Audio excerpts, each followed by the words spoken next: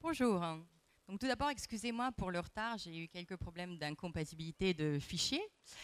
Donc, je me présente, je suis Ariana Galante, je travaille pour la société Contact Lab France. Et aujourd'hui, nous allons parler d'email marketing et notamment de l'email au cœur d'une stratégie CRM. Alors, je vais juste vous dire quelques mots sur Contact Lab. Alors, compte tenu du retard, je vais aller très rapidement sur ma partie pour pouvoir me concentrer sur la suite. Je crois que la chose la plus importante à savoir, c'est que nous, on se positionne vraiment comme les spécialistes de l'email marketing. Ça veut dire qu'on est à la fois une plateforme de routage, qu'on est aussi une agence créative et qu'on est aussi une cellule d'analyse des données. Ça veut dire que quelle que soit votre problématique, je dirais, en termes d'email marketing, on est en mesure de répondre à vos interrogations, de vous aider, de vous guider, de vous conseiller. Voilà, on va dire ça.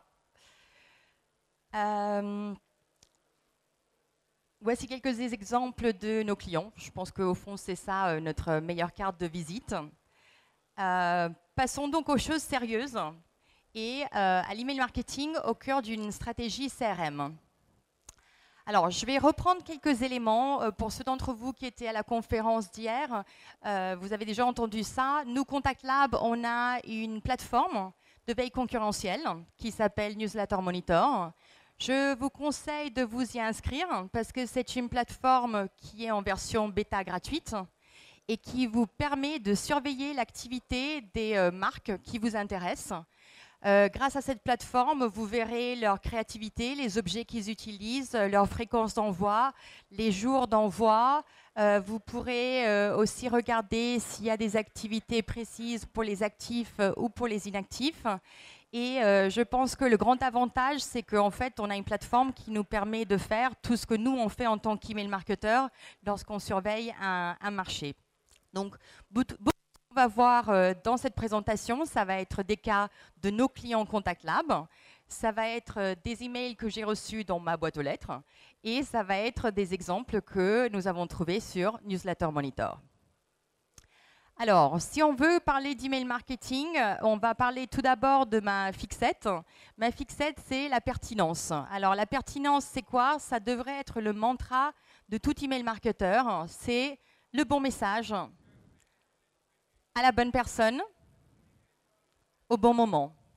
Pardon, je suis allée trop vite, mais donc c'est très facile à dire, un petit peu plus difficile à faire, mais je pense que l'idée principale est l'idée de donner de la valeur, de vraiment se mettre à la place du consommateur et à quelle pourrait être la réaction du consommateur face à nos messages. Voilà. Un deuxième point, et ça c'est un autre thème qui m'intéresse, et après on va passer au cas pratique, c'est l'idée d'engagement, l'idée de engagement, où j'ai une superbe définition que j'adore, qui est une définition assez ancienne, mais je veux que ça aussi, ça nous guide dans l'analyse des créas que nous allons voir. Donc la question c'est, est-ce que nos emails résonnent? Est-ce que nos emails créent des liens entre nous et nos consommateurs? Est-ce que nos emails appellent à l'action? Donc, je veux vraiment qu'on se pose ça comme question lorsqu'on regarde les différentes créativités. Alors, quels sont les rôles de l'email marketing? Et là, on va commencer un peu à regarder les exemples.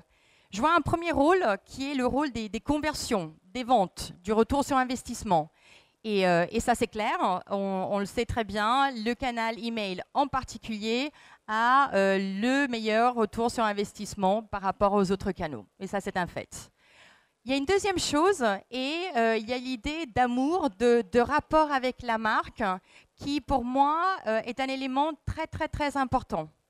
On vous achète aussi pour votre personnalité, on vous achète pour qui vous êtes, pour la façon dont vous créez un contact, un dialogue, un rapport avec vos consommateurs. Il y a un autre point, c'est tout le monde des réseaux sociaux, des apps mobiles qui font aussi partie des touchpoints de votre marque et qui peuvent être mis en rapport avec le canal email. On va voir comment. Il y a aussi l'idée de calendrier, de créer un rendez-vous avec vos contacts, de créer des événements pour votre mailing list de façon à ce qu'on ne s'ennuie pas et de façon à ce qu'on ne reçoive pas toujours la même chose. Il y a l'idée aussi de dialogue et donc de pouvoir poser des questions à nos contacts, de pouvoir poser des questions à nos internautes, savoir ce qu'ils pensent, connaître leur opinion, prendre en compte leurs opinions pour améliorer notre service, pour améliorer nos produits.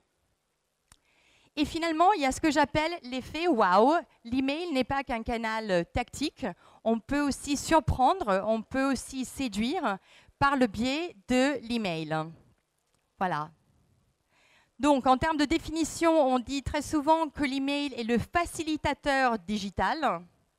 On parle aussi de call digital parce que finalement, quand on évolue dans un monde Internet, le dénominateur commun de tous les internautes est l'adresse email. Et la meilleure preuve, c'est que dans vos boîtes email, vous recevez régulièrement des récaps par email de LinkedIn, de YouTube, de Pinterest. Donc, si même les réseaux sociaux utilisent l'email, ça veut vraiment dire que l'email peut jouer ce rôle de call digital.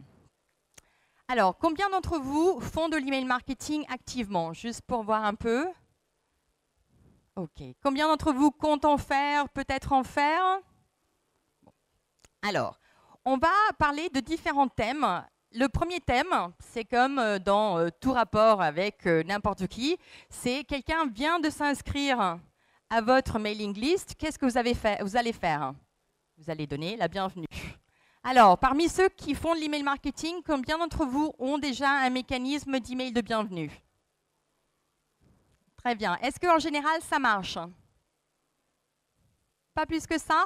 Moi, d'après mon expérience, j'ai un oui de l'autre côté, sachez que les emails de bienvenue, en général, sont les emails avec les emails transactionnels, les emails les plus ouverts, les plus lus et les plus cliqués. Donc, moi, j'ai des cas parmi mes clients de taux d'ouverture de 50%, 60%, 70%. Ça ne va pas vous arriver tous les jours, donc profitez-en. L'idée pour moi, c'est de vraiment exploiter cette phase qu'on appelle la phase lune de miel. Le consommateur vient volontairement de faire un pas vers vous, et donc c'est à vous de le remercier pour ce pas et de faire une bonne première impression. Alors, on en parlait tout à l'heure, il y a d'excellents résultats, donc des taux d'ouverture qui peuvent être jusqu'à 4 fois la moyenne, donc raison de plus pour en profiter. Et en termes de transactions, jusqu'à 9 fois plus de transactions qu'un email, je dirais, standard. Donc, ça, c'est des points à prendre en considération. En termes de contenu, qu'est-ce que vous allez mettre dans ces emails? Bien sûr, un remerciement pour l'inscription. Ça peut être une présentation de votre programme d'email marketing, donc de votre fréquence, des contenus, de ce qu'ils vont recevoir dans leur boîte aux lettres. Et ça peut être un positionnement de la marque en général. On présente en général les touchpoints, les réseaux sociaux. Mais il y a un point aussi qui est important, c'est puisque au-dessus, on voit qu'en termes de résultats de transactions, l'email de bienvenue peut être important. Moi, ce que je vous conseille, c'est déjà de mettre un premier avantage pour convertir le client dès l'email de bienvenue. Donc, si on regarde, si on pense aux petites illustrations qu'on a vues tout à l'heure, ici, on est bien sûr dans une logique d'amour entre la marque et le consommateur, mais, comme souvent dans l'email marketing, on était, je ne sais pas si vous avez lu les dollars passés, mais dans une logique de retour sur investissement. Donc maintenant, on va commencer à avoir des exemples. Alors, un premier exemple, ça, c'est les annonceurs qui remercient tout simplement et ne font pas beaucoup d'autres efforts. Donc, j'ai le cas de Tiffany, j'ai le cas de Burberry, j'ai le cas de H&M, j'ai le cas de Desigual. Donc, vous avez vu ça? Là, c'est un visuel et un remerciement. Moi, je pense que c'est déjà un premier pas. OK? Ensuite, il y a les annonceurs qui vont vous parler d'infos pratiques. Donc, vous allez voir tout ce qu'ils offrent comme service. Pardon, je suis désolée. Une idée de comment fonctionne le site, de quelles sont les différentes rubriques, s'ils sont présents sur les réseaux sociaux, s'ils ont des apps. Et moi, ça, je trouve ça très, très bien. Parce que si l'email doit jouer ce rôle de pont entre vous et les autres initiatives, à ce moment-là, l'email de bienvenue est une excellente occasion pour présenter vos initiatives. Ensuite, on a aussi les annonceurs qui utilisent l'email de bienvenue pour déjà faire une première sélection de produits. Et moi, je trouve ça génial. C'est encore très, très rare, mais c'est super. Enfin, si je regarde cet email, c'est un email de Coach, qui est une marque américaine. Eux, ils ont un remerciement, un code promotionnel et une première sélection de produits. Alors, laissez tomber le fait que l'image dans les tons jaunes avec les produits dans les tons mauves, ce n'est pas tout à fait ça. Mais en termes d'intention, moi, je trouve ça très bien. Et je n'ai pas trouvé 10 000 exemples de ce genre de thématique. Donc, allez-y, je vous conseille de le faire. Ensuite, on a le cas classique de la livraison offerte. Et ça, on la voit un peu partout. Ça fait partie de cette logique de dire, mais on vient de me faire confiance, on me donne de la valeur avec une adresse email. Moi, je veux convertir ces contacts, donc moi aussi, je vais donner de la valeur en offrant un premier avantage. Alors, l'avantage de la livraison gratuite, c'est que si vous avez un site d'e-commerce, c'est très simple à faire. Un peu l'inconvénient, je ne suis pas en train de dire que je suis contre, c'est que c'est un peu bateau et un peu classique et un peu déjà vu ça. Mais je trouve que c'est déjà mieux que rien. Ensuite, donc, d'autres exemples de livraison offerte et un test qu'on est en train de faire pour l'un de nos clients qui est est-ce qu'on va faire une livraison offerte ou est-ce qu'on va avoir un bon de réduction? Donc ça, c'est quelque chose qu'on est en train de tester avec notre client Illy sur l'ensemble des emails de bienvenue en Europe. Et à la fin de l'année, on va voir. Pour l'instant, les résultats nous disent que ça dépend des pays. Voilà. Ensuite, un autre point que je trouve très intéressant, lorsque vous avez énormément de choses à dire dans votre email de bienvenue, et si vous rentrez dans la logique que même les consommateurs qui vous aiment, qui vous adorent, ne vont pas ouvrir chaque email que vous envoyez, il n'y a que vous qui ouvrez tous les emails que vous envoyez. Donc à ce moment-là, une chose à prendre en considération, c'est la série. Donc ça, c'est un exemple de ce que fait Adidas en Italie. J'ai un premier email qui me remercie et qui commence déjà à rationaliser ce qui se passe sur le site, à me parler d'organisation et d'offres. J'ai un deuxième email qui me demande comment on peut m'aider. Et j'ai un troisième email qui m'incite à l'achat. Moi, je trouve ça très bien parce que les trois emails sont indépendants. Donc, même si j'ai des super taux d'ouverture, je n'ai quand même pas un taux d'ouverture de 100%. Les chances pour que quelqu'un qui vient de s'inscrire ouvre au moins l'un de ces emails sont très élevées. Et donc, ça veut dire que vous arriverez à faire passer votre message. Donc, je trouve ça très, très bien. Et là encore, des emails, des séries d'emails de bienvenue, il n'y en a pas tant que ça. Est-ce qu'il y a quelqu'un ici qui fait des séries d'emails de bienvenue? Vous êtes fantastique. Vous faites tout pour l'instant. Alors, on va parler d'un autre type d'email, c'est l'email d'anniversaire. Est-ce que vous faites des emails d'anniversaire? Ah ah. Alors, qui fait des emails d'anniversaire? Super. Moi, je trouve que c'est typiquement l'email qui ne coûte pas grand-chose, qui est toujours sympa à recevoir. Après, ça dépend aussi de comment on présente les choses. Si c'est bonjour, joyeux anniversaire, achetez maintenant, c'est un petit peu moins sympa. Mais donc, c'est à vous, je pense, de doser les ingrédients à l'intérieur de cet email.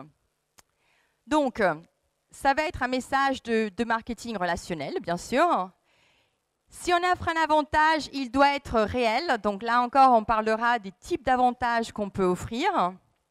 Le contenu, ça peut être des réductions, ça peut être la livraison gratuite, on l'a déjà vu. Ça peut être une invitation au magasin pour recevoir un petit cadeau, pour recevoir une surprise. Ça peut être des échantillons, ça peut être énormément de choses. Mais la grande question qu'on me pose très souvent, c'est qu'est-ce qui se passe si je n'ai pas la date d'anniversaire de mon contact? On va voir ce qu'on peut faire si on n'a pas la date. En tout cas, ici aussi, on est dans une logique de cœur, donc d'amour entre la marque et le contact. Et encore une fois, on est aussi dans une logique de retour sur investissement. D'accord? Alors, quels sont les différents points de vue? Moi, j'ai deux exemples d'emails d'anniversaire Adidas. Donc, ce qui me fait penser que c'est un A/B test ou un changement de gabarit, où il y avait deux approches. Une première approche qui était vraiment dans la logique anniversaire et une deuxième approche qui était anniversaire, mais avec des athlètes un peu menaçants, pas trop dans l'esprit anniversaire. Et après, un deuxième exemple à droite qui est un petit peu plus sympa, avec un bon de réduction qui est très, très, très visible. Voilà. Donc ça aussi, c'est un point important. Si vous mettez des bénéfices, autant les mettre en avant, autant qu'ils soient très, très, très visibles.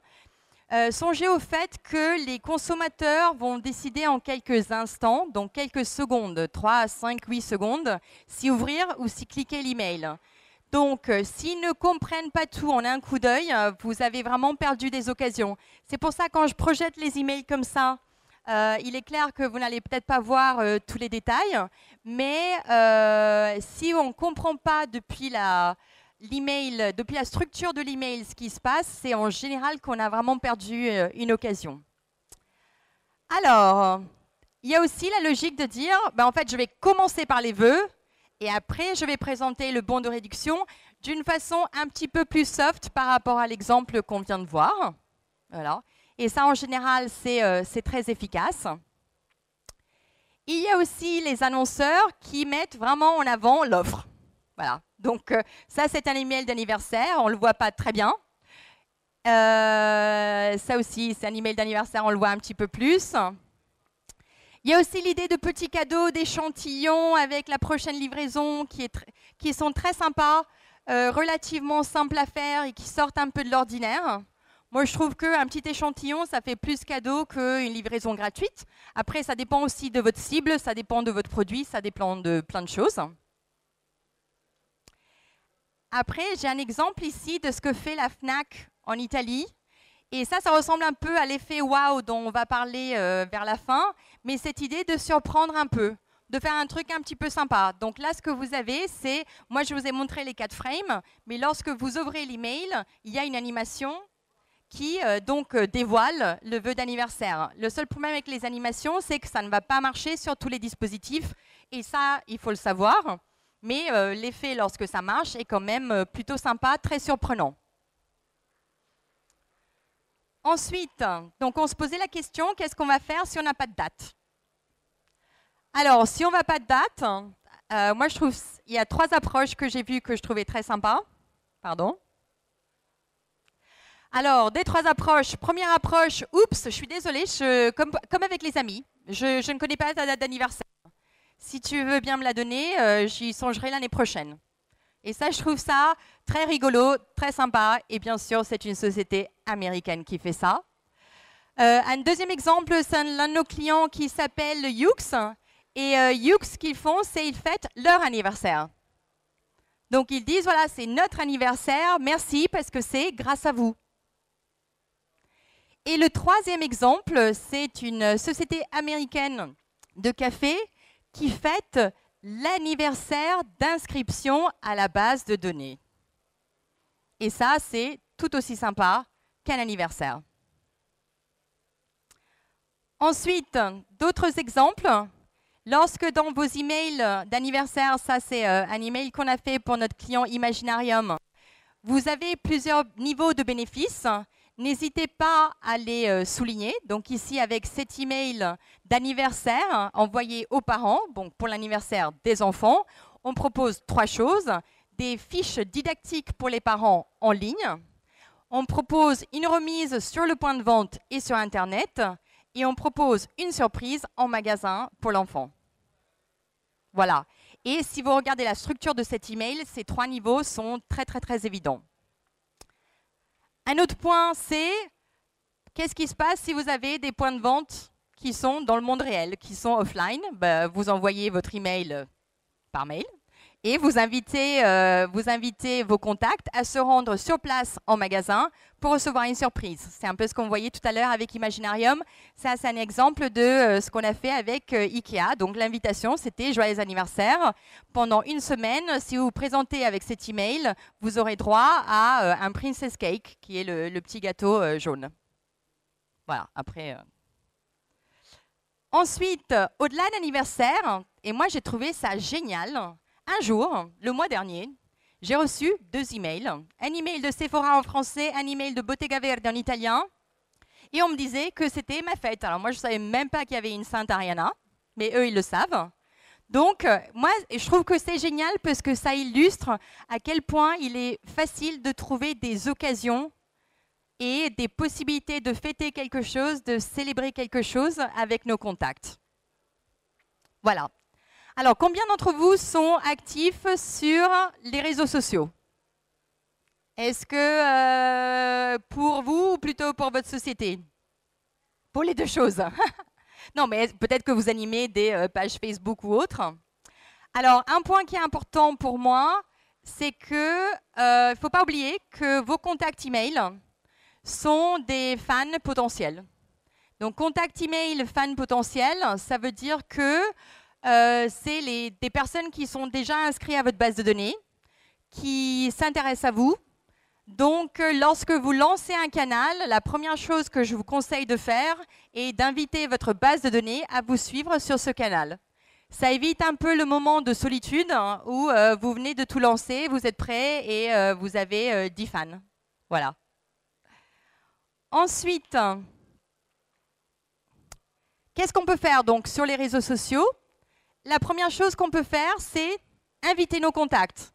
C'est ce que je vous disais tout à l'heure. Donc, vous lancez un canal, vous invitez vos contacts à vous suivre. La deuxième chose, c'est d'inviter vos contacts à tout moment.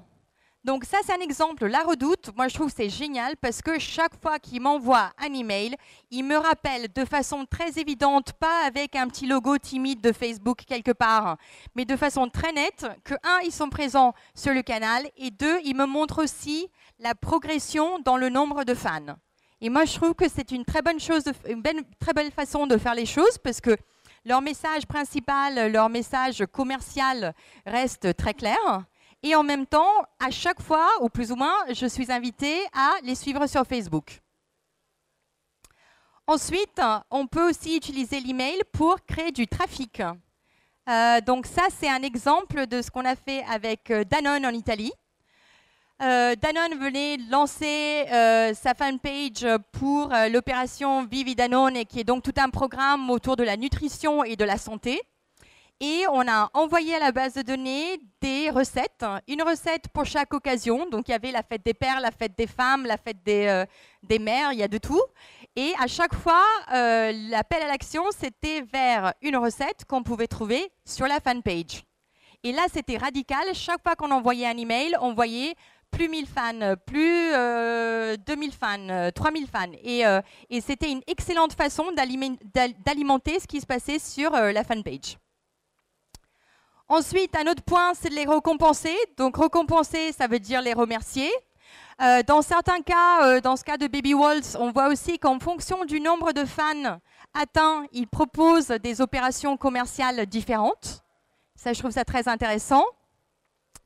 L'autre point, c'est lorsqu'on parle de réseaux sociaux, on parle toujours de Facebook. Ben, il n'y a pas que Facebook, heureusement.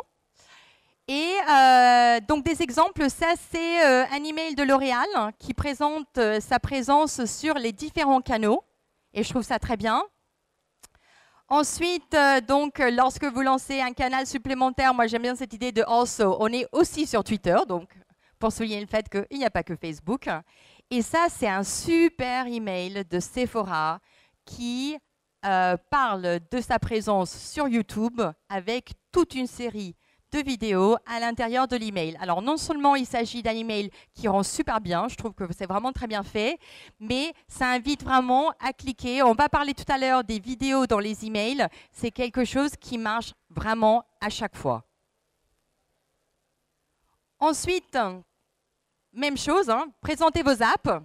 Si vous lancez une app, qui mieux que les contacts qui sont déjà dans des bases de données pour la télécharger.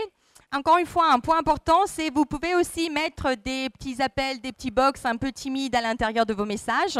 Mais si vous lancez un email d'invitation qui est indépendant, en général, c'est radical. Voilà. Ensuite, d'autres exemples d'apps. Faciliter aussi l'achat depuis mobile.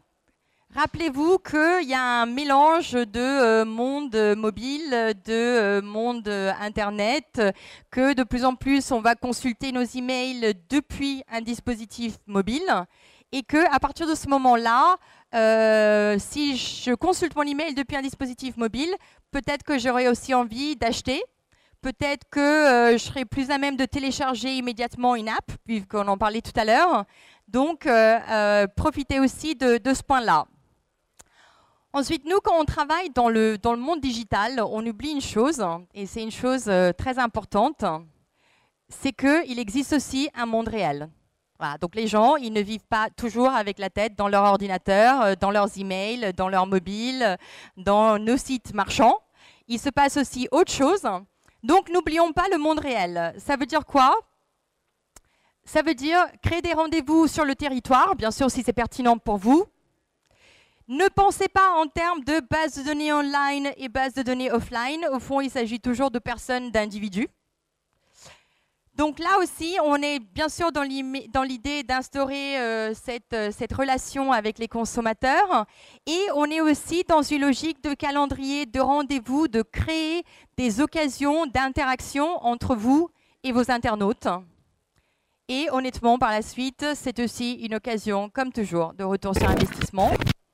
Donc, je vais vous montrer quelques exemples. Ça, c'est par exemple notre client Illy, qui a énormément d'activités sur le territoire, qui sont liées en général à des événements dans le monde de l'art, des expos, le design, l'apprentissage de la culture du café. Donc, ça, c'est des exemples. Un autre point, c'est ce qu'on fait pour notre client Gucci. Alors, Gucci, c'est radical. Là aussi, il y a énormément d'événements sur le territoire. Il y a des lancements de magasins. Il y a des rénovations de magasins. Ils ont des initiatives comme le musée Gucci à Florence. Donc là, on annonce ce qui se passe au sein du musée. Et ça, c'est tout nouveau. Il y a aussi cette idée de réagir à ce qui se passe dans l'actualité. Alors, ça, c'est un email qui a été envoyé par Ralph Lauren à la base de données. C'est un email qui n'a pas de vocation d'être joli, qui n'a pas de vocation de vendre de quoi que ce soit.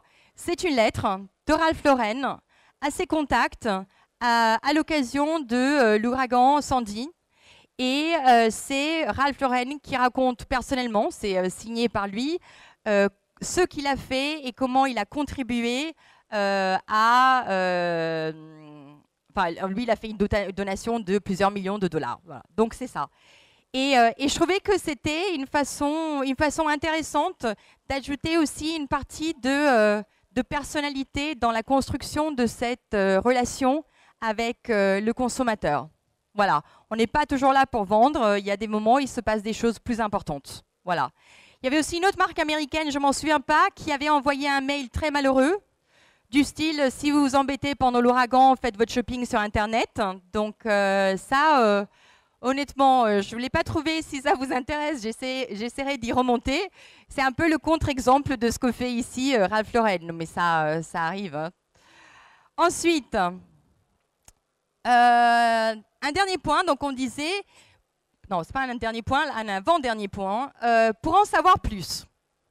Alors, instaurez le dialogue avec vos consommateurs, utilisez l'email pour inviter vos contacts à répondre à des sondages.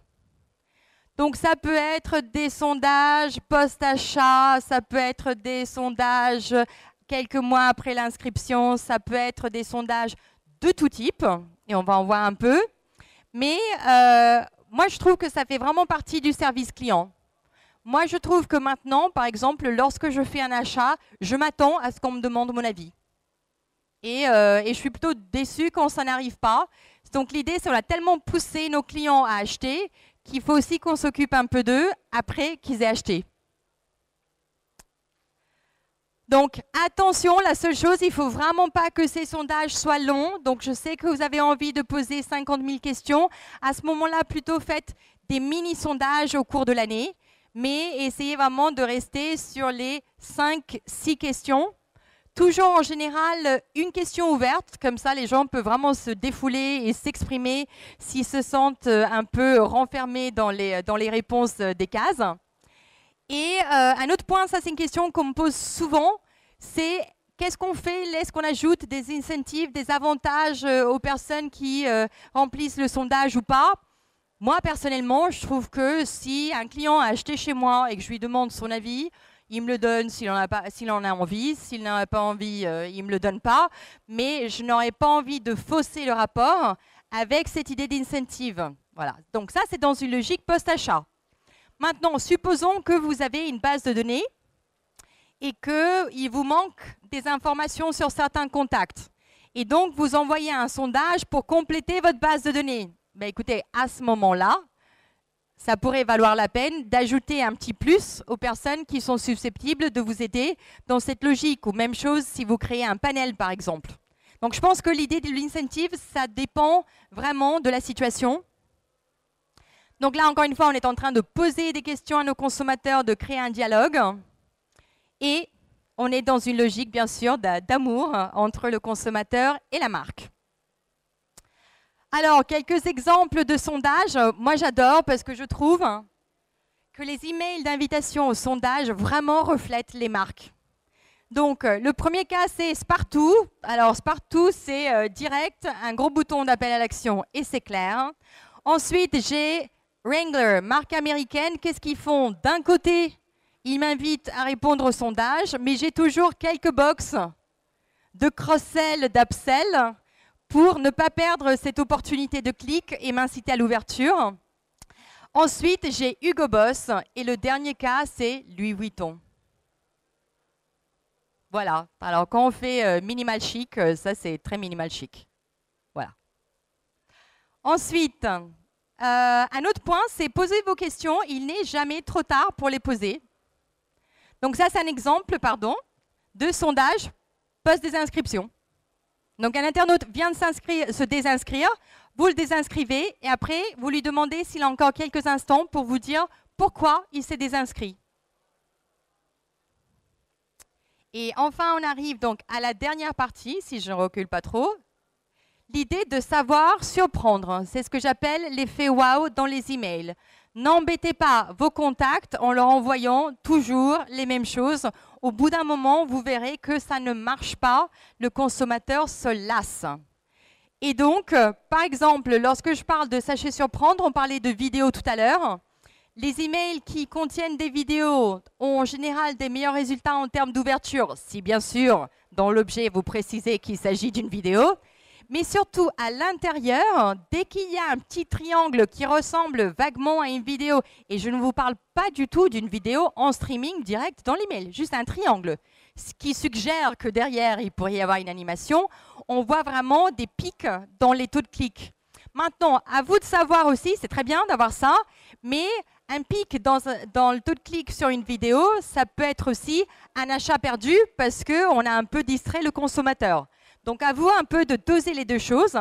Mais si vous créez un effet wow, moi, je vous dis, mettez ce triangle qui fait vraiment cliquer. Et il y a un deuxième point, c'est qu'il y a quand même des emails qui font rêver, avec des créas extraordinaires, qui correspondent en rien aux meilleures pratiques de texte éditable, d'images et autres, mais qui vraiment ont une super tête et qui fonctionnent auprès des internautes. Donc, je suis la première à prêcher pour les meilleures pratiques sur le ratio image et texte. Mais honnêtement, il y a des moments où l'image, elle fonctionne mieux et on peut quand même créer cet effet wow qui parfois manque dans le monde de l'email. Donc, un dernier point pour conclure, c'est mettons chaque contact au centre et essayons de développer le dialogue, de développer la relation. Pardon, je suis désolée.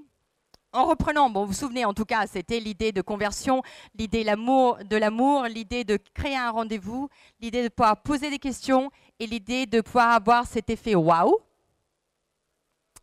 D'autres conclusions, nous avons une infographie qui s'appelle Top Email Crimes que vous trouverez sur notre site et qui illustre tout ce qu'il ne faut pas faire pour ne pas commettre de crimes. Et enfin, si vous voulez avoir accès à cette présentation, à nos vidéos, à nos infographies, à nos études, vous pouvez toujours vous rendre sur le site contactlab.fr ou fr.contactlab.com. Nous avons notre site de veille concurrentielle newslettermonitor.com. On est présent sur plus ou moins tous les réseaux sociaux pertinents du monde. Et voilà, je vous remercie infiniment. Est-ce que vous avez des questions ?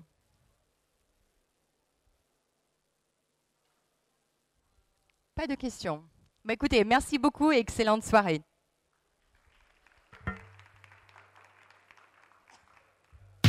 Podcast.